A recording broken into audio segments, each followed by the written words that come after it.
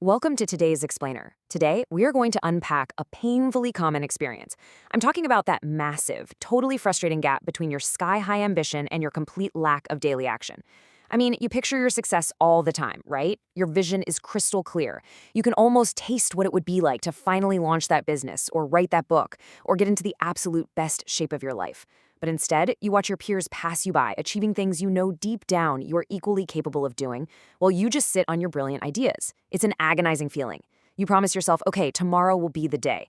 But then tomorrow arrives and absolutely nothing changes. The gap between who you are and who you desperately want to be just keeps growing wider. So today, we're going to break down exactly why this paralysis happens, and much more importantly, how to permanently fix it. Okay, let's dive right into this frustrating question that haunts millions of ambitious people. People who just absolutely freeze the moment it's actually time to do the work. Look, you have to know right up front that you are not the only one doing this. Millions of people are stuck in this exact same trap. To the outside world, they might look lazy, but inside, their heads are full of brilliant, world-changing ideas. They just never take a single step to execute them.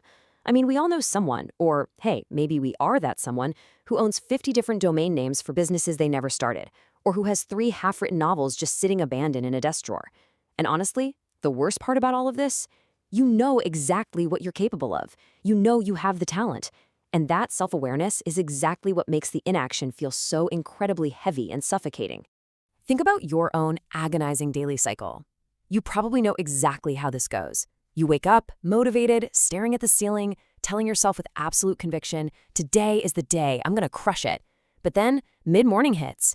You grab your phone just to scroll for what you tell yourself will be, 2 minutes, and suddenly, poof, an entire hour has vanished into the void of social media. By the afternoon, your energy completely drops and you rationalize postponing the hard work to tomorrow because, well, you just aren't in the right headspace.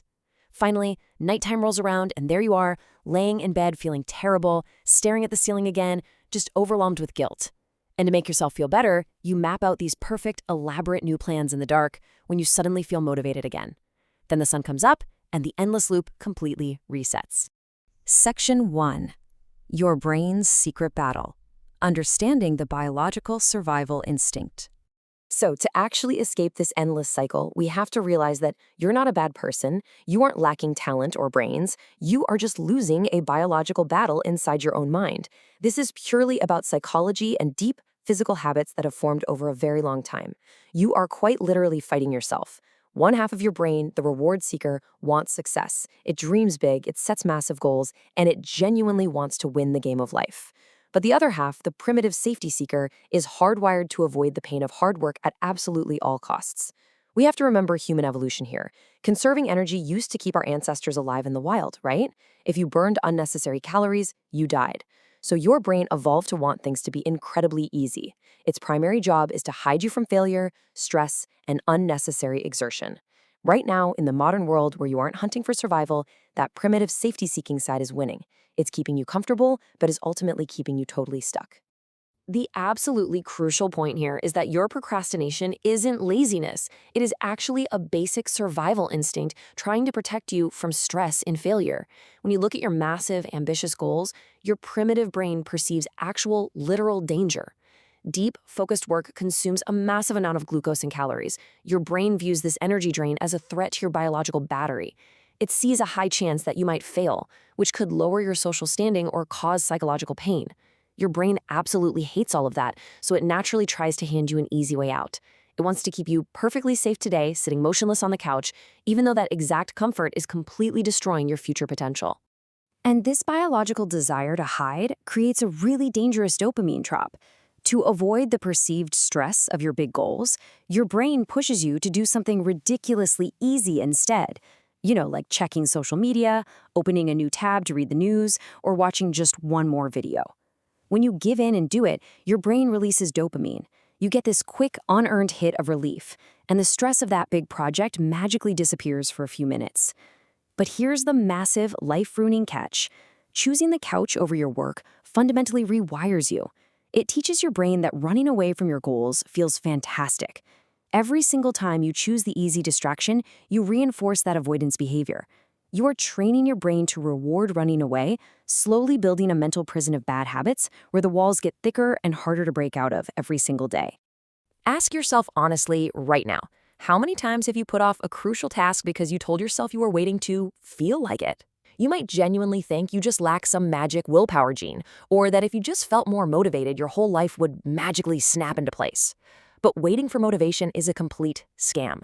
Relying on the passing emotion of motivation is a lie, because emotions simply do not last. They change with the weather, how much sleep you got, or what you have for breakfast. You cannot build a solid life on a fleeting feeling. What you actually need is discipline, and discipline isn't a magical gift you're born with. It's a reliable tool you build. You build it one tiny, uncomfortable choice at a time, regardless of how you happen to feel in that exact moment. Section 2. The perfectionism illusion. Dropping the excuse of high standards. Now, you likely have a flawless picture of success in your head, and because it's so perfect, anything less feels like a total failure. So you wait for flawless timing or the absolute perfect strategy, things that never actually arrive.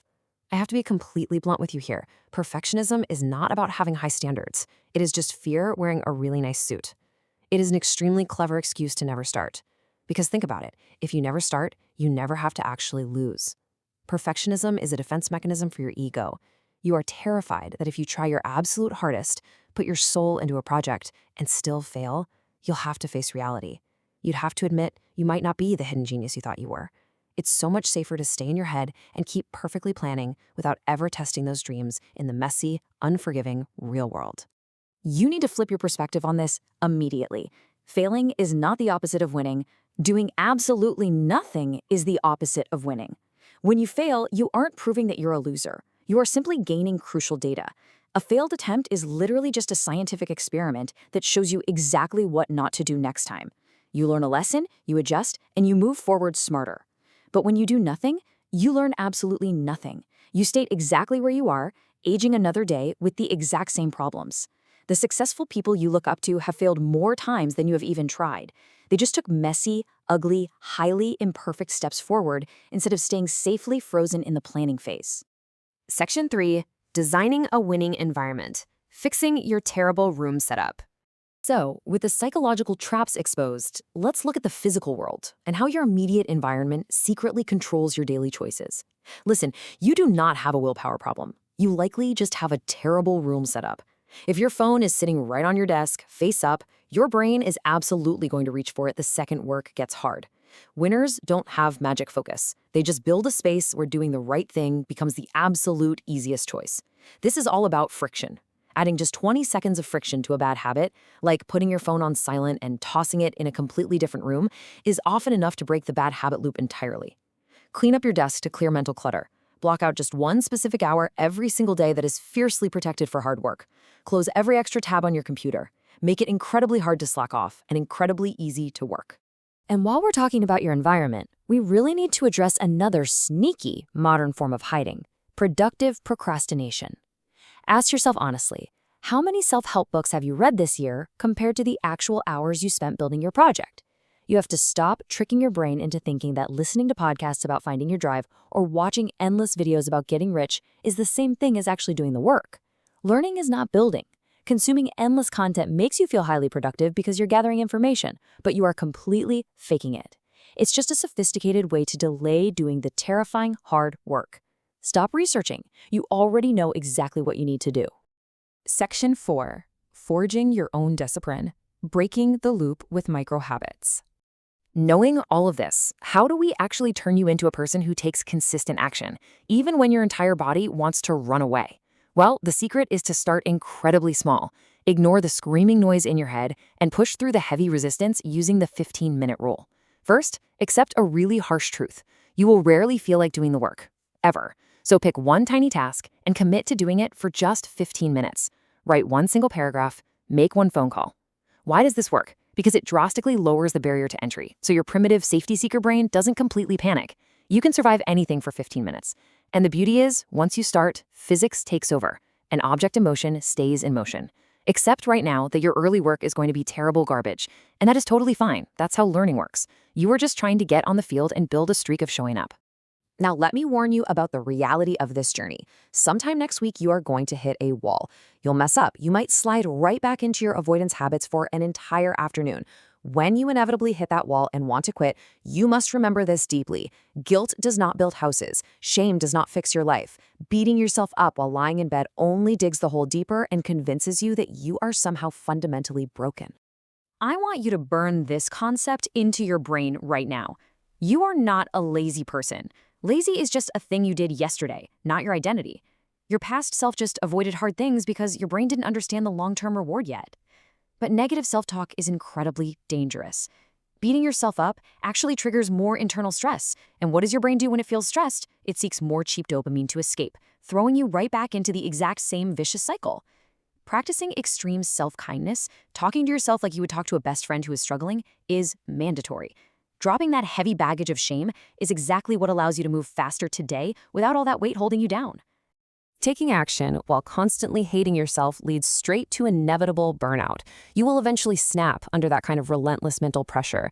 But if you can master this dynamic duo, you will change absolutely everything.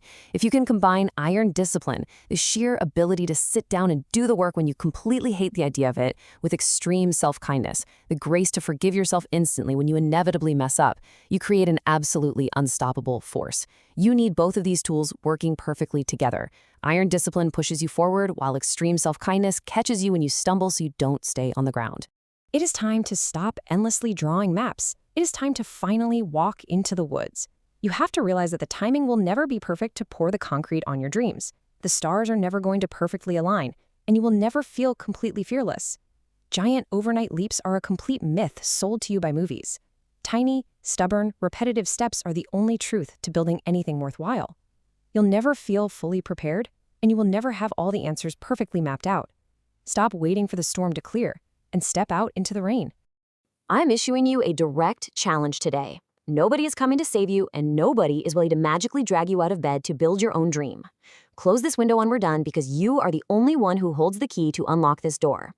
You possess infinitely more power than you are currently choosing to use. Yes, it will be uncomfortable, but on the other side of that temporary pain is the exact person you have always wanted to be. So I leave you with this question. If you keep repeating today the exact same way for the next 5 years, where will you end up? Go take your one tiny step right now.